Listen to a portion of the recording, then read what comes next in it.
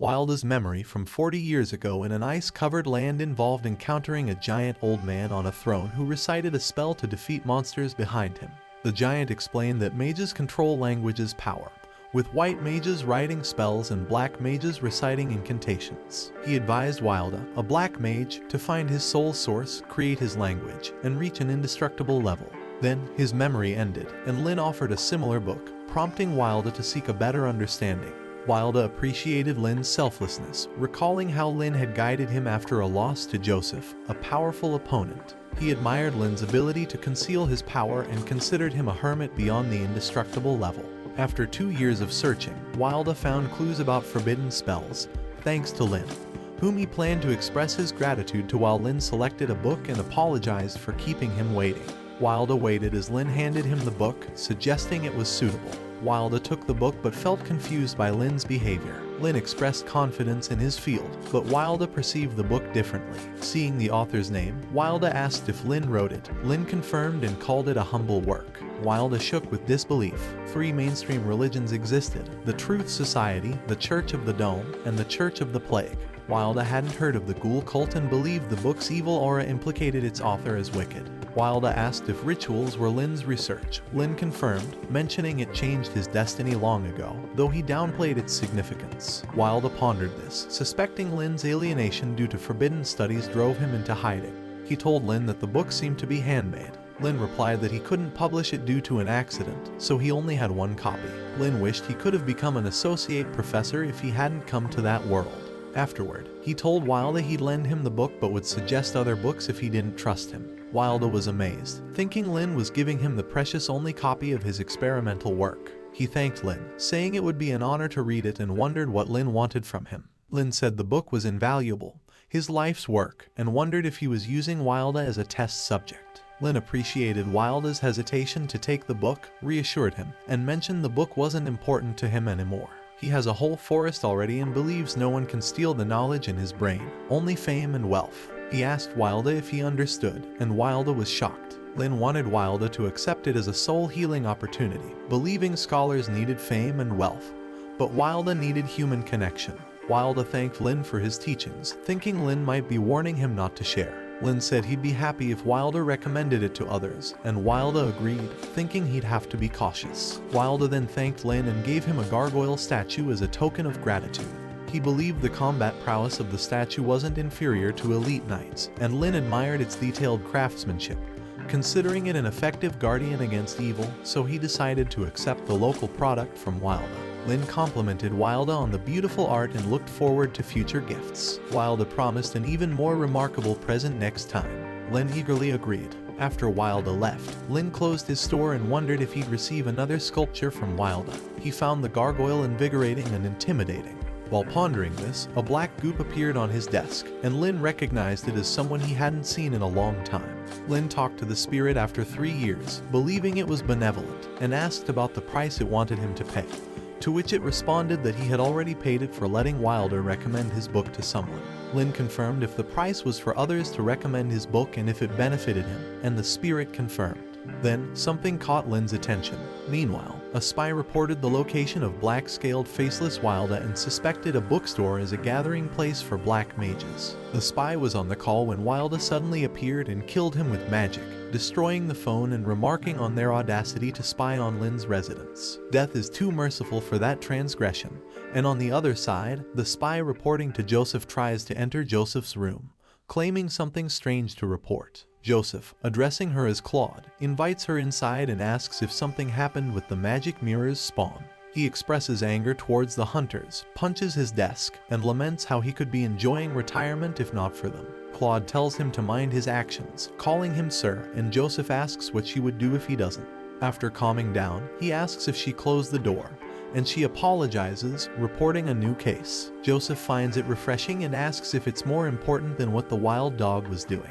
From researching and script writing to editing and mastering our best manhwa review channel, I will work hard to roll out the highest quality manhwa entertainment videos twice or more a week. If you like what I do here, please consider supporting the channel. To learn more about how to support the channel, check out the link in the description box down below. And if you can't give or simply don't even feel like it, that's okay too. I am just happy you're here. Thank you so much. Claude reveals that the spy monitoring 23rd Nokken Street was killed, and he discovered Wilda's whereabouts before his death. Joseph is speechless and angrily asks who killed him. Claude replies that it was Frank Wilda, who disappeared after the Battle of White Hills 2 years ago. Others didn't believe he survived, but Joseph did. He's excited that Wilda is in Nokken and expresses his determination to confront him. Joseph asked why Wilda was on 23rd Street and suggested she may have bought or borrowed a book from the Ash Tree Merchant Group's flagship bookstore, to which Joseph angrily responded, doubting that a black mage like Wilda would do such a thing and inquiring about the bookstore's background check, leading Claude to explain that it's been open for 3 years with a good reputation but uncertain about any black mage connections, and mentioning that the Ash Merchant Group belongs to the Druids, who are unlikely to be involved with black mages. Claude also warned that the Ash Tree Group could retaliate if they made sudden moves, prompting Joseph to express annoyance at the Druids, confusing Claude because Druids don't eat shells. He asked if she thought he was unreasonable, and Claude replied that she didn't. Menacingly, he approached her, making her scared. He inquired about the Knight's Order mission, and she responded that it was to eradicate evil and bring peace. He insisted that they couldn't tolerate evil or those who collaborated with evildoers. While they chatted in a bookstore, reading and drinking tea, he, addressing her as his disciple, asked if she truly believed an evil black mage like him would visit a bookstore just to read. Angrily, he threatened to kick her with sharp mithril boots if she did. She revealed that the Ash Tree Group funded 40% of their reconnaissance department, leaving them both speechless. He left, saying he'd personally investigate the bookstore's significance. As Joseph walked through the hallway, everyone greeted him with respect. In the elevator to the bottom floor, he looked at Jin Lai's information sheet and resolved to see for himself what kind of person he was. Suddenly, Joseph began hallucinating due to the curse of the magic sword, Candela, imagining tentacles dragging him to the ocean's depths. As he fell into the ocean, a person appeared behind him and shut his mouth. Suddenly, he regained his senses in the rainy street, realizing he was drenched. He couldn't go to the bookstore because the cursed sword Candela, passed down from its previous owner's death, threatened his sanity. He was no longer the undefeated knight he used to be, but an old cripple. He returned to headquarters. Meanwhile, in another place, White Wolf leader Helix was surprised by the chaos caused by Jai Jixu. He admitted underestimating her and called for someone named Casper. Jai Jixu, the former second in command of the Wolf, approached a burning building. She swiftly killed some thugs who sneak attacked her and asked her subordinate Max about the situation. Max reported that Helix had obtained the magic mirror's offspring and had gone mad, and they were outnumbered due to receiving allegiances. Casper, the third in command, is worried that their attack won't be the end of it. A lady named Kay informs Jai Jixu that Helix was close to panicking, and that this plan was likely long in the making. She thanks Jai Jixu for helping her escape and mentions that he can suppress the tainted blood side effects. Another man, Ryan, calls Jai Jixu the true panicky hunter, but Jai Jixu appreciates having him around due to his loyalty rune. She's not concerned about Kay and Mac because of the white mage's rune on them. She informs them they're tainted bloods, pursuing cruel beasts they've chosen to hunt. Addressing them as hunters, she declares there's no turning back. Mac acknowledges, Kay cautions her to be careful, and she instructs them to depart, stating it's their final battle. Later, they reach the church gate. Jai Jixu slices it open and enters with her comrades. Spotting Casper, the third in command, impaled with a scythe, Kay asks about Helix. Casper, bleeding, laughs. Jai Jixu senses something amiss, touches Casper's shoulder, and he goes berserk. She urges Mac to give her the syringe, administers it to Casper as he transforms into a beast, and demands Helix's whereabouts and the magic mirror's spawn. Casper taunts, mentions his holiness, and dies from an internal explosion. Enraged, Jai Jixu punches the wall. Mac suggests asking their house mage, Haywood, for help, but she declines, telling Kay to continue the investigation with Mac. She instructs Ryan to accompany her, and he asks where they're going. She replies, the 23rd Street. Meanwhile, Lin ponders his empty bookstore, reflecting on the lack of customers since Wilda and Jai Jixu's visit. He relies on a black lady's financial support and business registration certificate, hoping the recommended book will help her. Lin doesn't expect customers in bad weather and doubts he'll have a situation like with Jai Jixu. Then, Jai unexpectedly visits his store, leaving Lin speechless. While welcoming her, he wonders if her return is a good omen for his business. Jai thinks he may be disappointed in her, considering she seeks help despite his previous guidance. She questions if she's the most useless among his customers. She noticed the statue, got startled by it, and wondered if it was a mage's gargoyle because it emitted an intimidating aura without moving. She thought he was trying to appear normal but was displaying something like that. She also wondered if he was trying to show comfort and forgiveness despite her powerlessness. While thinking about how broad-minded he was, she apologized, saying she had disappointed him. Then, Ryan entered the shop and asked if this was where she wanted to take him. He was surprised to see it was a bookstore with a normal person inside. Lin asked Jai who he was, and she replied that he was her loyal subordinate. Lin thought about how she had been traumatized by someone and needed to introduce someone as loyal. He realized she hadn't avenged herself as he suggested and wondered why she said she had disappointed him. Lin asked if she had failed, and Jai thought that Lin already knew about the situation. She explained in detail how she failed to capture him and how she managed to destroy their base, but underestimated him. She apologized for getting careless, and Lin reassured her with a smile, saying it wasn't her fault. Lin sipped his tea and felt confused as she talked about romance like a fight. He thought she might approach romance with a fighting mentality, and wondered if that explained her odd description. From her story, he learned that she had argued with a person for 3 days, who then escaped with her money, leaving his partner behind. Lin reassured her that he understood. When Jai asked for his opinion, Ryan, who was also confused, remembered a flashback when he reported Wilda's return to Nokken. He informed someone that he would be available shortly, and they assigned him a new target. Ryan dismissed the target as a naive person, unaware of how easily loyalty runes could be broken, but noted her interesting powers. Suddenly, Kay called him, saying that Jai was looking for him and advised him to improve his manners. He apologized and left promptly, pondering how he could become a king by mastering lycanthropy control. In the present, Ryan wondered why she was treating Lin like an indestructible god. Meanwhile, Jai asked Lin for guidance, and he assured her that her true enemy was someone else. He asked her to be patient and promised that good news would come eventually. Ryan noticed that Lin was using lies and empty words. Also, quick reminder, as we are going through the recap, if you are new to the channel, some of you watching are not already subscribed, and if that's you, and you want to guarantee you're always up to date with all good content like this, so feel free to hit that subscribe button and join us on the road to 1,000,000 subs. And if you enjoy the video, or if you found it interesting, let me know by dropping a like and comment on it as well, would be seriously appreciated. Let's continue. Those were the tricks of a liar, well aware of them. Lin apologized to her, asking for a moment's wait, claiming he had urgent business and would return in around 5 minutes. But in reality, he just needed to use the bathroom. While leaving, Ryan stopped him, questioning his intentions. Jai, in turn, asked Ryan what was wrong with him and criticized his bad manners. Ryan, growing angry, explained how Lin was a liar and he didn't want to see him manipulate her. Jai pointed a sword at his throat, asserting that she shouldn't have associated with someone so wicked. She added that she would have killed him if he weren't useful. In an attempt to regain her trust, Lin assured her of his loyalty and pulled a poisonous arrow from his sleeve, promising to prove it upon his return. Suddenly, a gargoyle reacted to Ryan's malevolence, awakening and growing in size, grabbing him with both hands. Jai watched in shock as the gargoyle seemed about to devour Ryan, which it did by opening its mouth and swallowing him whole. Jai was terrified, witnessing the gargoyle lick up the remaining traces of Ryan's blood on the floor. Afterward, the gargoyle returned to its small size. Lin returned from his bathroom break and asked where her subordinate had gone, to which she shakily replied that he had left due to an urgent matter. Jai blamed Ryan for acting against Lin's warning, thinking about how she could have disappeared without a trace if the gargoyle had attacked her, and how the suddenness of it all felt like staring death in the face, sending chills down her spine. She found the situation horrifying as she worried that Lin knew about Ryan's behavior and had sent his gargoyle to deal with it. She regretted bringing Ryan and feared that Lin might think she was involved. Lin noticed her pale appearance and told her to relax, assuring her that visiting his shop should be calming. He teased her for looking frightened and asked if she believed he would harm her. She apologized, blaming her rude attendant in her decision to bring him along. Lin wondered why she seemed even more nervous and thought she was naive for believing he ate people.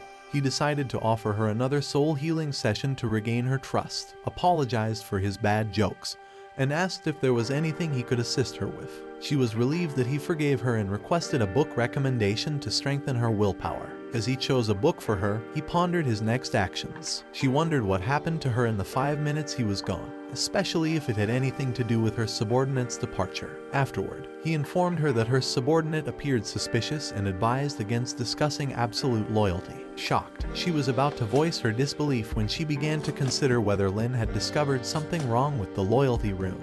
She explained that white mages use spells to manipulate loyalty runes, and only they possess the ability to decipher them.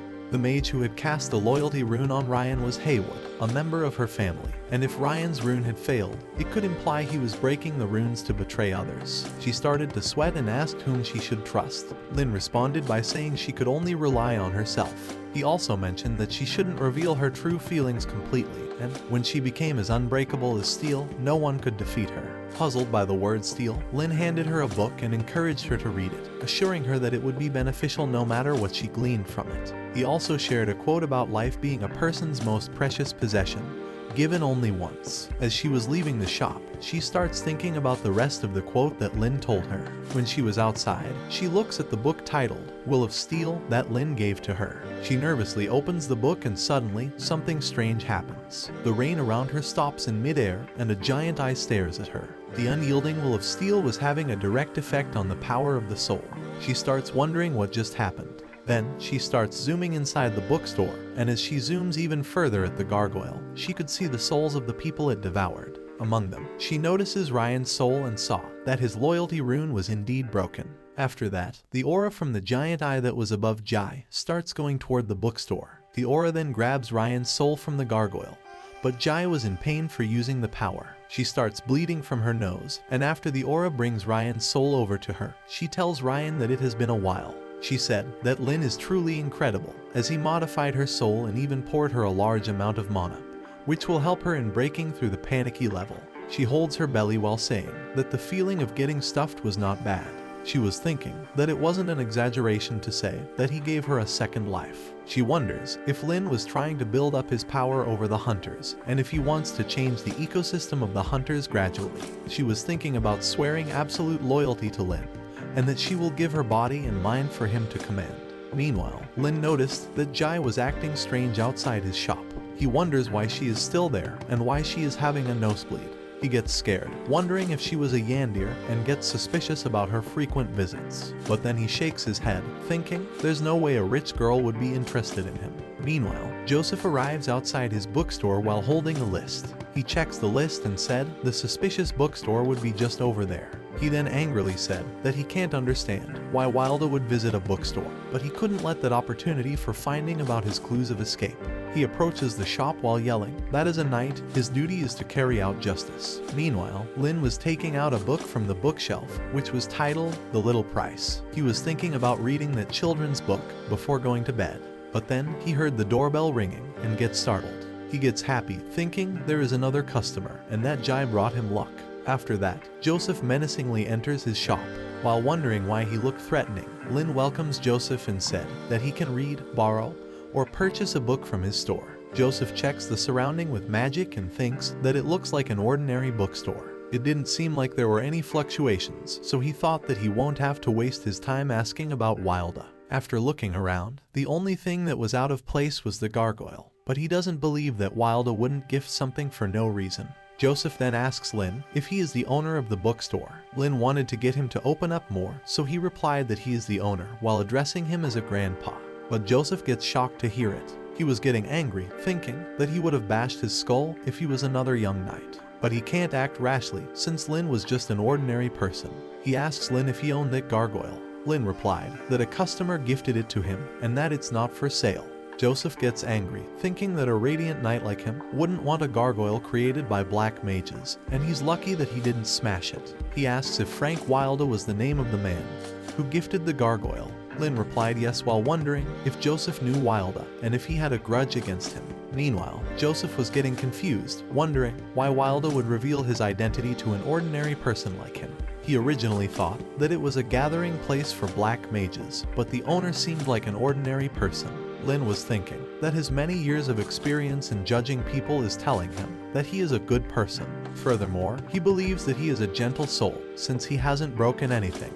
but he couldn't understand why would he have a grudge against Wilda. Lin asks if Wilda is a friend of his. Joseph makes an irritated face while questioning what he meant by friends. He tells Lin he could say that he has known Wilda for many years and that they shed blood and tears together. However, they had a small conflict 2 years ago and he hasn't heard from him since then. Joseph was thinking how he would tear Wilda's head off when he meet him, just like the last time. Meanwhile, Lin was getting emotional, thinking that they had a touching history together. Hi, you are watching. If you enjoyed the video, subscribe to watch more videos like these, turn on notifications, and leave a like and comment to help the channel out. From researching and script writing to editing and mastering our best manhwa review channel, I will work hard to roll out the highest quality manhwa entertainment videos twice or more a week. If you like what I do here, please consider supporting the channel. To learn more about how to support the channel, check out the link in the description box down below. And if you can't give or simply don't even feel like it, that's okay too. I am just happy you enjoyed the video. Thank you so much for watching. We will see you on the next video.